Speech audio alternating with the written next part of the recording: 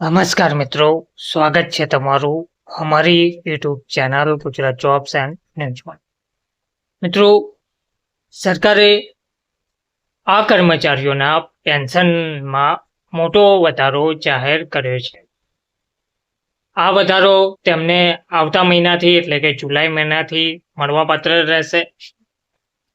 સરકારે આ લોકોના પેન્શનમાં આખરે વધારો જાહેર કરી દીધો છે. આવતા મહિનાથી પેન્શન વધારાનો લાભ પણ મળવાપાત્ર રહેશે.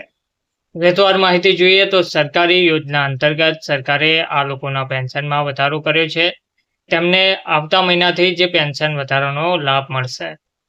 આ વર્ષે રાજ્ય સરકારે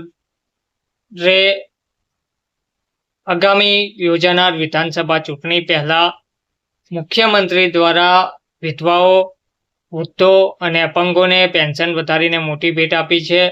મુખ્યમંત્રી હવે આ લોકોના પેન્શનમાં 400 રૂપિયાથી 1100 રૂપિયા સુધીનો વધારો જાહેર કર્યો છે.